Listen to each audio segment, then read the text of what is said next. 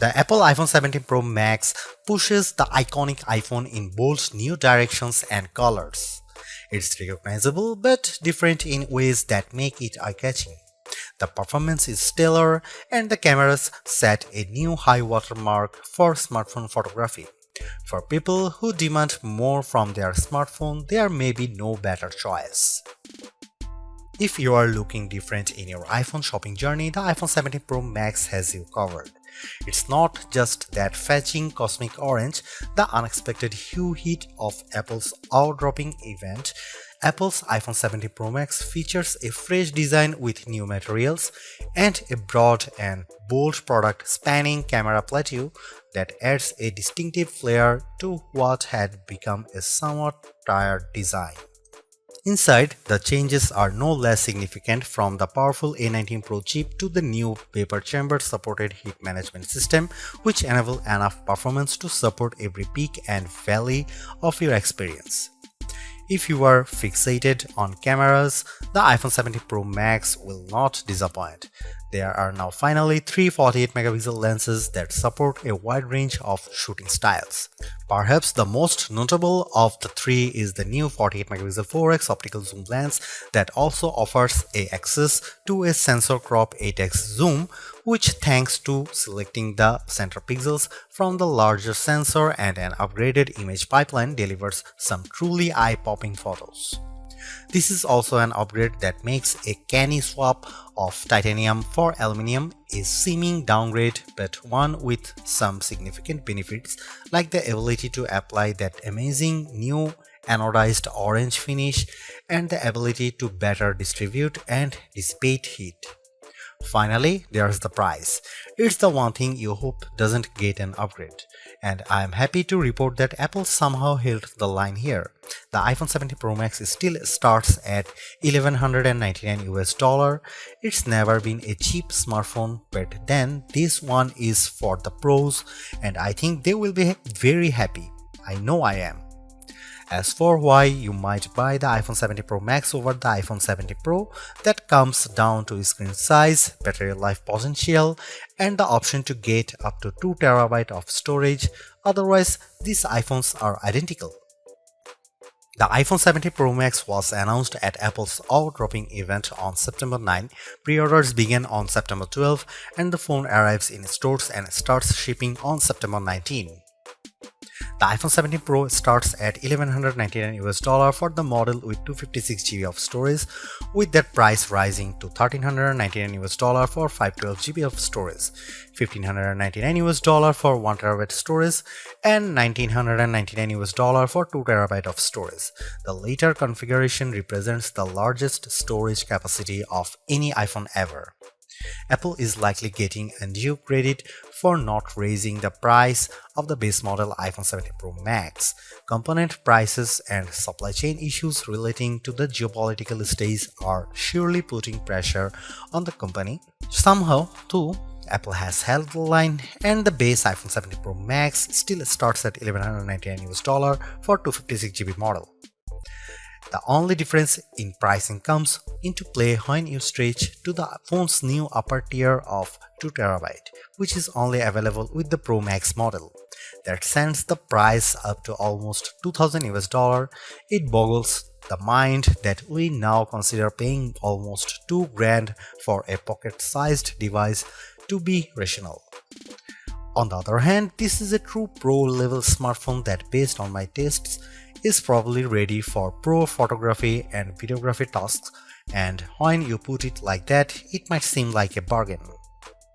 I saw enough leaks in the run-up to the iPhone 17 line launch to have a pretty good idea of what was coming, and to be honest, I was preparing to hate the iPhone 17 Pro Max redesign and colors. Yet, here I am now, quite pleased with the giant plateau, and yes, loving cosmic orange. In many ways, the iPhone 17 Pro Max is still undoubtedly part of long lineage of iPhones before it. There are, though, just enough new touches here to add up to what I am comfortable calling a redesign. Starting with the back, there's the now nearly full-width plateau that's both a bold design touch but also a practical measure, in that underneath there's now more space for upgraded components like refreshed tetraprism that supports a new, longer telephoto lens. Most previous iPhone bags featured just one material, usually metal or glass. The iPhone 17 Pro Max is a spiffy mix of the two, metal and glass, or rather a larger rectangular ceramic shield cutout with the rest a univity chassis literally carved out of aluminum.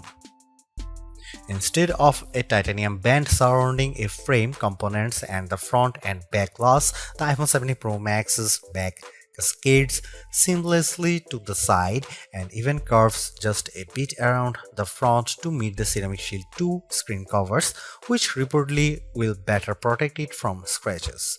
It will has an incredibly unified feel, and because Apple has radically cut down on edges, the phone feels very comfortable to hold.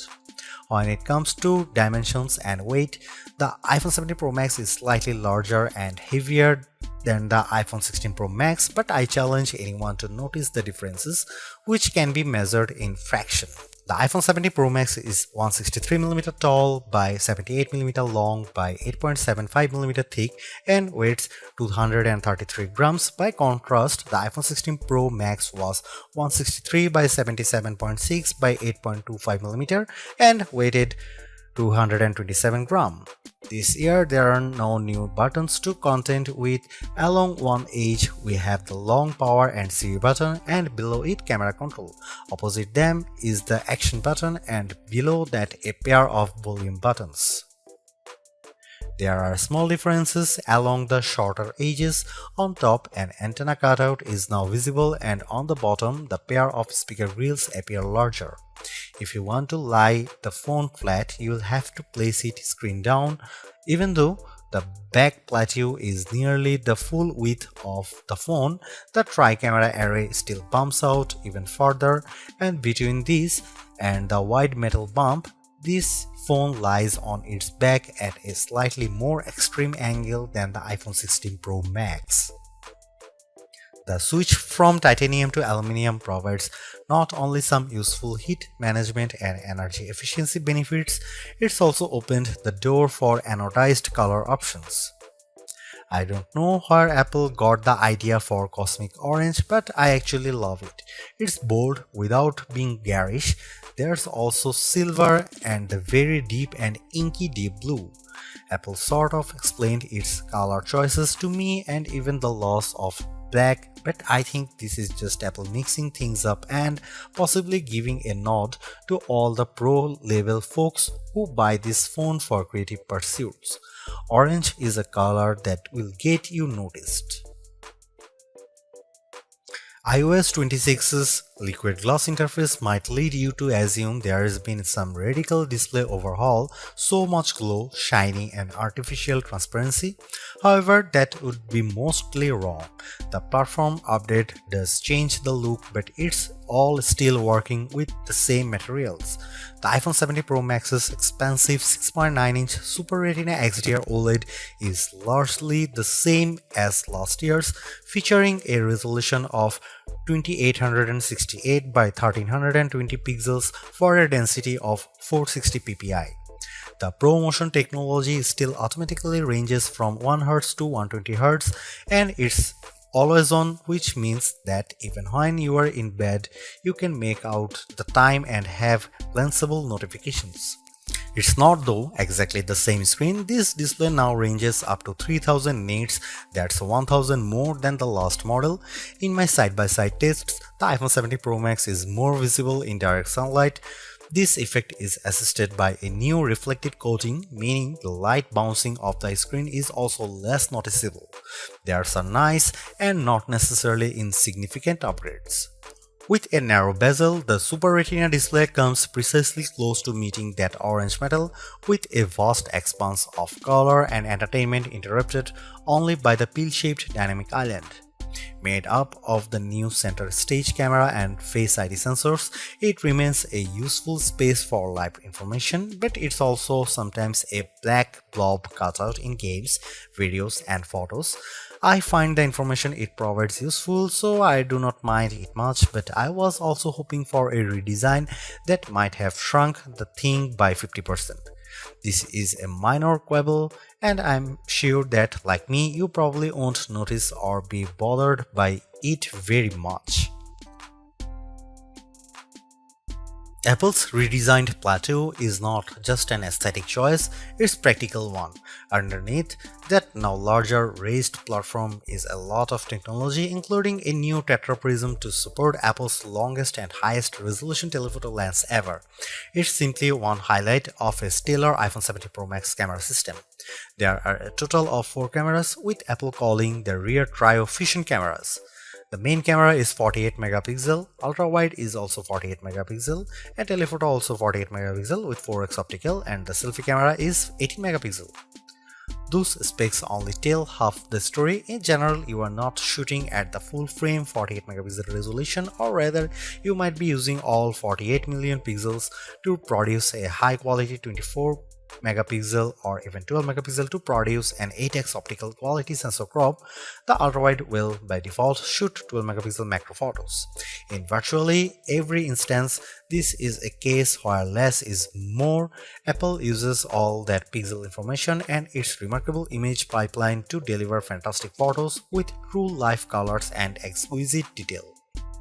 Here are some camera samples of the iPhone 17 Pro Max.